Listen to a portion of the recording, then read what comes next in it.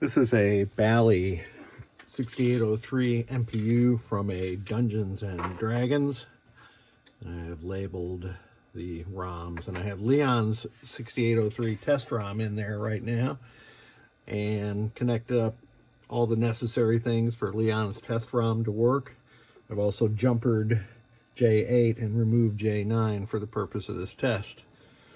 So the first thing Leon's test ROM does is start blinking these lower 8 LEDs that are driven by some of these tip 102s, and you can see the control board LED is also flashing.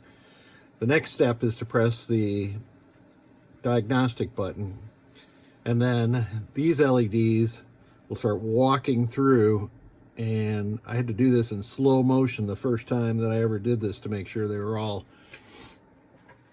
operating correctly. And what that indicates is all of these tip 102s are operating correctly. The other thing I've got here for bench testing is my lamp matrix tester, or lamp tester. Bally uses direct drives. And so you can see that it looks like there's one lamp out here, two out here, and one here. In reality, there's a key pin here. There's a gap between the two connectors there, and another key pin up there. And so I'll take this off and show you what I mean. So here's a key pin, the gap, and another key pin. So let me move down, and we're going to have a key pin and a gap there also. So here's the key pin, and here's the gap, and everything else is working. So let me move down one more connector. We're going to have two key pins and a gap. So here's the one key pin. Here's another key pin, and let's see, yeah, and then there's an extra wide gap there. So let me move down to the last one, and we should have that same gap, and there's the key pin, here's the big gap right here.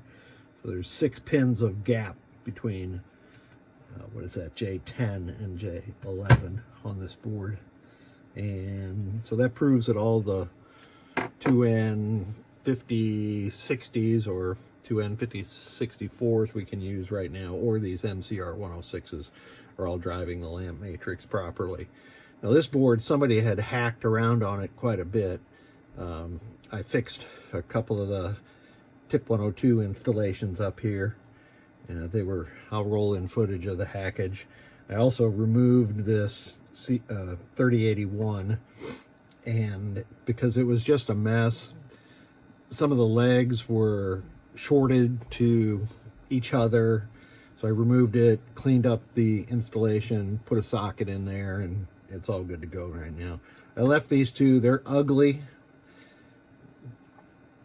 Whoever was installing these before had the wrong kind of solder. It's like plumbing solder or something. Anyway, they work, so I'm going to leave them in there.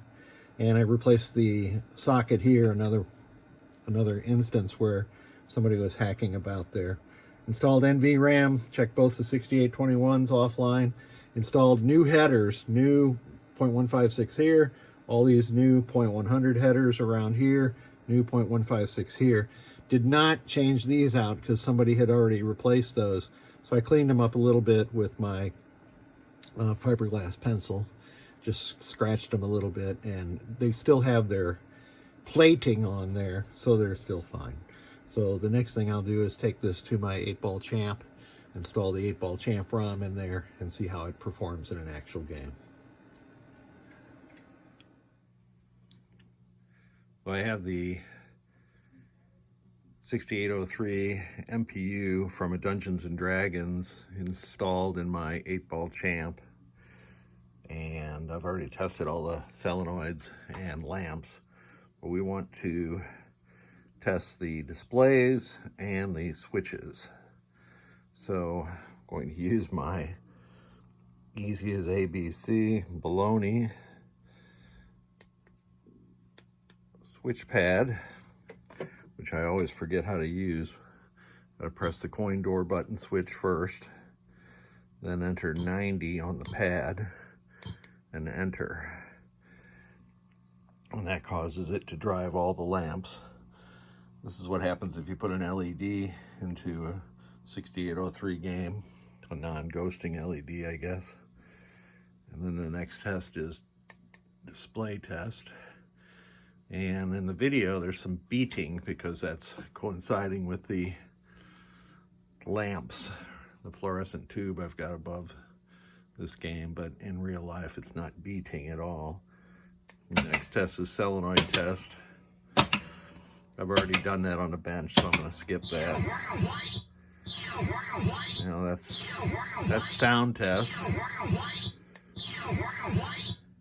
And then this is switch test. So I go and use my Pennytech tester. Cold here in St. Louis. Furnace just came on.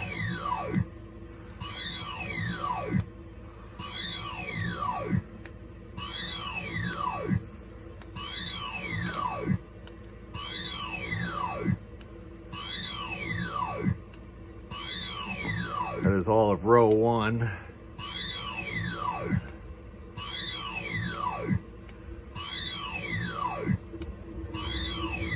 And that is all of column 1.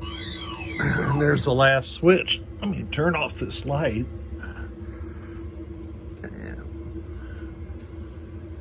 No, can't do that right now. But those switches are all working correctly. And that is the end of all the tests. So we're going to pack this baby back up and get it back into the Dungeons and Dragons.